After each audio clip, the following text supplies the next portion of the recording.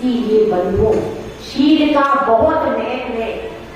और अब अपन समझते हैं दूसरी चीज कौन सी है, ब्रह्मचर्य व्रत। इस ब्रह्मचर्य व्रत के पालन में कई सारे व्यक्ति प्रसिद्ध हुए। कौन प्रसिद्ध हुआ? अणुव्रत की बात चल रही है तो अणुव्रत में प्रसिद्ध हुई है कौन? सबसे पहले सीता, ब्रह्मचर्यानुव्रत। उसके बाद प्रसिद्ध कौन हुआ है? नीली प्रसिद्ध हुई, ये तो आपने कथा ही सुनी। उसके अलावा एक सुदर्शन सेठ भी प्रसिद्ध हुए ब्रह्मचर्यानुव्रत, उनकी कथा थोड़ी सी अपन सुनते हैं। सुदर्शन सेठ चतुर्दशी की रात्रि को शमशान में ध्यान किया करते और अब एक दिन वह बगीचे में गए थे, उनकी सेठानी के साथ बगीचे में गए और उस समय पर वहां की जो रानी थी उसने सुदर्शन सेठ को देख लिया। सुदर्शन सेठ बहुत सुंदर थे, उनका शरीर कामदेव के समान सुंदर था, बहुत सुंदर थे। तो उनके रूप लावण्य को देख करके रानी के मन में विचार आ गया और अब उसने सोचा कि मैं क्या करूं। तो उसने सोचा कि चतुर्दशी की रात्रि को ये शमशान में ध्यान करने जाते हैं, तो मैं किसी तरह से उनको किसी तरह से महल में ले आऊं। तो अब उसने क्या किया कि रानी साधना कर रही है, किसी प्रकार की विशेष क्रिया कर रही है। तो उसने दासी से कहा तुम रोज जा करके पुतले लेकर के रात्रि में आना। तो चौकीदार बैठे रहते थे और दासी रोज एक पुतले को लेकर के आती थी और वह कहती थी कि रानी पूजा अर्चना कर रही है, उसके लिए पुतले लेकर आती। इस प्रकार से प्रचार प्रसार कर दिया तो सबको लगा कि रानी रोज रात्रि में कोई यज्ञ करती है, उसके लिए पुतले ले जाती है। ऐसा उसने कई दिन तक किया। अब रोज ही चौकीदार देखते थे कि रोज पुतले लेकर आती है। अब एक दिन उस दासी ने क्या किया, शमशान में पहुंचे और वहां पर जाकर के दो दासी मिल करके क्या की, वहां पर सुदर्शन सेठ को उठा लिया। वह क्या थे, वह ध्यान में बैठे थे। उन्होंने जाना कि उत्सर्ग आ गया, तो उन्होंने क्या किया, बिल्कुल पद्मासन से बैठ गए, इसके बिल्कुल इससे बैठ गए और दासियां उठा करके उनको ले गया। चौकीदारों ने देखा, ध्यान ही नहीं दिया, कपड़ा आदि ढक करके किसी तरह से ले आए। तो उन्होंने क्या सोचा, रोज ये पुतले लेकर के आती हैं, आज भी कोई पुतला लेकर के आती है, रानी रात में कुछ क्रिया करती है।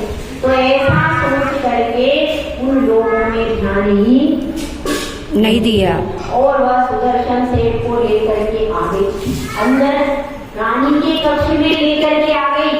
अब रानी ने उनसे निवेदन किया। जब सुदर्शन सेठ ने निवेदन किया तो सुदर्शन सेठ ने कोई उत्तर नहीं दिया, एकदम शांत रहे। नाना प्रकार के नृत्य विलास आदि किए, लेकिन उनका मन चलायमान नहीं हुआ। एकदम स्थिरता से वो बैठे रहे, यह देख करके।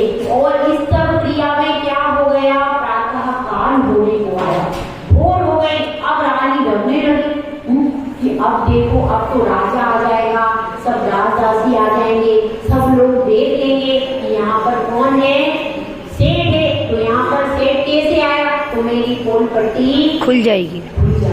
अब वो घबरा गई। तो उसने क्या कर दिया, अब इतने में राजा और दरबारी आदि आ गए।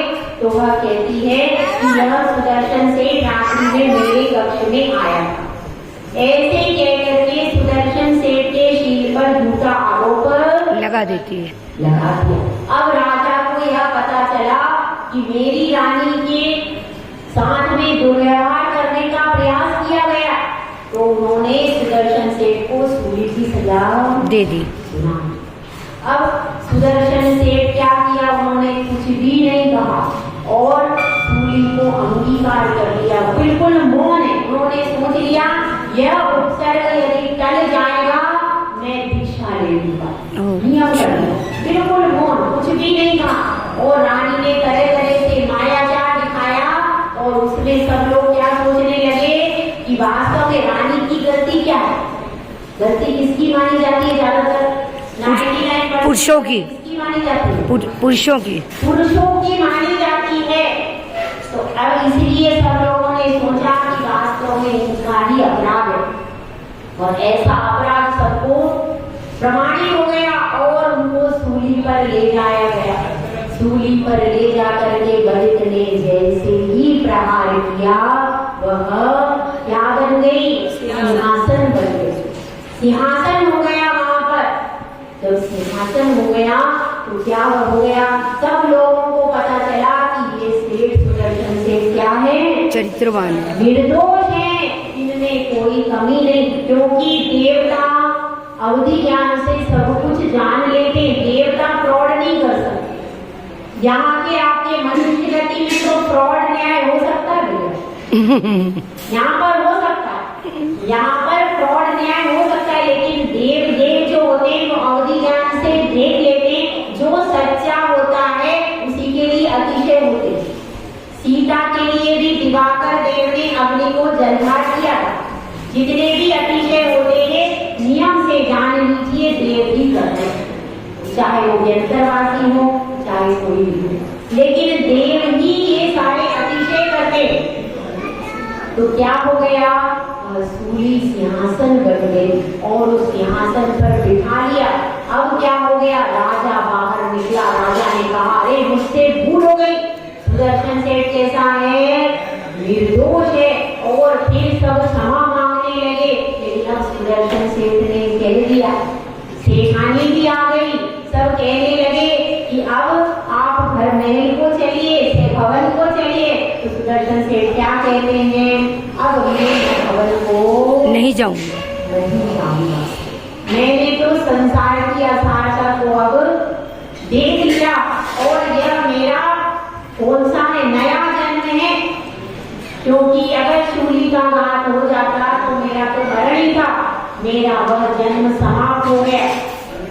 अब तुम मेरी पत्नी नहीं हो, ना मैं कोई सेठ हूँ, ना मैं मेरी कोई सेठानी, वो जन्म मेरा समाप्त हो गया। अब तो ये नया जन्म है, ये नया जन्म तो मैं मुनि करूंगा, मुनि बन करके साधना करूंगा।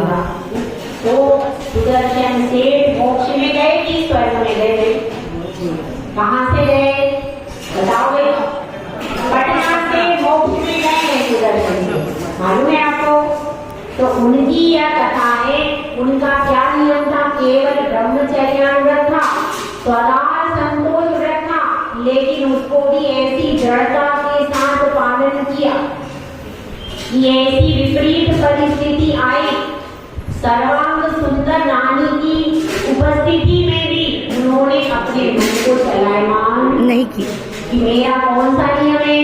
स्वदार संतोष व्रत है, और ये कौन है? परिस्थिति है। तो इसके प्रति सारी भावनाओं को छोड़ दिया। तो इतने